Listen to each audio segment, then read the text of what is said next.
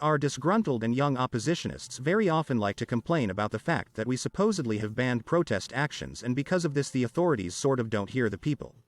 There is no feedback, but in Europe people can freely go to protest actions and express their opinions. And so we look at the European protests of recent years and we don't understand two things. 1. So what is useful in the fact that people there can go to protests, if the authorities in European countries act almost always on the same principle? You have the right to say and demand whatever you want, and we have the right to not hear you and ignore your demands. 2nd. And do we need that feedback when protesters carry out their actions in socially dangerous ways? They block highways, organize pogroms in the streets, burn cars of citizens and police, as well as public transportation, break windows in nearby houses and stores, smash them, attack police officers, causing them serious injuries, and at the same time they also take advantage of mass riots to maraud. I doubt it. In order for our authorities to hear us, we have several ways to do so. First, a direct line to the president. Although many detractors say that uncomfortable questions are supposedly sifted out there, and only the simplest ones are chosen for the president, which are brought to him in advance, but this is nonsense. Proof that Putin is competent in almost any matter can be seen in his answers to questions posed by foreign journalists, especially those representing the media of unfriendly states, that are clearly not coordinated with his administration. And we can also cite one episode as proof that our citizens' questions and remarks are not being screened out. Just recently, meeting with representatives of local government, Putin voiced one of the lines that flashed on the ticker during the direct line. "I will not vote for you." The president, by the way, responded to this rejoinder in the same meeting.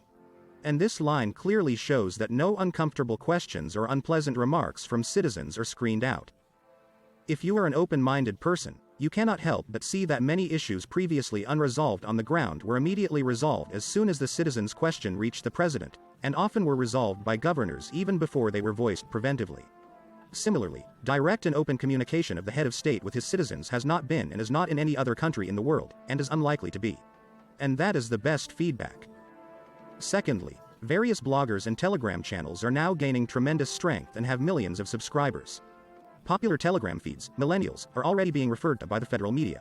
And the presidential administration, the investigative committee and some other government agencies monitor the information that appears in them and respond accordingly.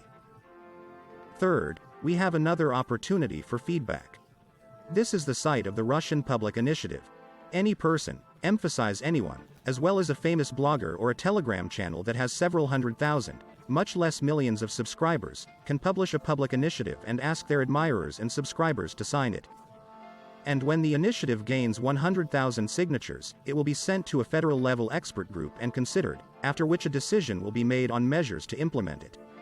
It is not a fact that the initiative will be realized, because the desires of some people are, to put it bluntly, simple and unrealizable, suffering from the lack of constructive and common sense, that is, based only on emotions. But the expert panel will still be required to review and explain why it cannot be implemented. For example, an initiative was recently published that garnered 100,000 votes and has reportedly already been sent to an expert panel. It was called, "To Regulate the Stay of Migrant Workers in Russia." And what can be achieved with such feedback as exists in the democratic, in quotes, countries of the European Union and the USA? We haven't heard that the protesters are pushing for anything serious. But many times they heard and saw them being dispersed with water cannons and even maimed. Our dissatisfied people, who often complained that the police somehow harshly detained and dragged them by their hands and feet in the detention center, for some reason do not want to admit that the actions of our police in dispersing their illegal actions do not compare in any way with the actions of European police in dispersing similar actions in Europe. And there was a case of people getting their eyes blown out with a fire hose. And the baton wielding of protesters, wherever they can, and fumigating them with tear gas is the order of the day. Sometimes the protesters manage to accomplish something. For example, it has been reported that the yellow vest protests that have been going on in France for several years have resulted in a slight tax cut. However, let us see at what cost this has been achieved. Acts of vandalism during a yellow vest demonstration in France caused damage worth about 200 million euros, France Info radio station reported, citing the French Insurance Federation. Well, the following less massive protests against raising the retirement age in the same France led to nothing. More accurately, they did. They cost the Paris authorities 1.6 million euros. And now there are massive farmer protests in Germany and France. German farmers, unhappy with the subsidy cuts for lack of other feedback from their prime minister, have so far only blocked major highways. And the French farmers, who tore their voices in an attempt to shout to the French president, are not only blocking the highways, but also scattering and burning tires in the streets, as well as in every possible way manuring the beautiful European garden, of which Josep Baron spoke. No, it's all right, the garden needs manure. Macron, on the other hand, didn't give a sneeze about these protests and evacuated Paris to India, where he had a wonderful vacation. Here's a look at where these farmer protests in Europe will lead. Probably nothing. Why not? They also lead to another loss for the Parisian authorities. As for us, we don't need to take an example from the Europeans. We should conduct our protest actions in a civilized manner at elections and give feedback to the authorities in the ways I mentioned earlier.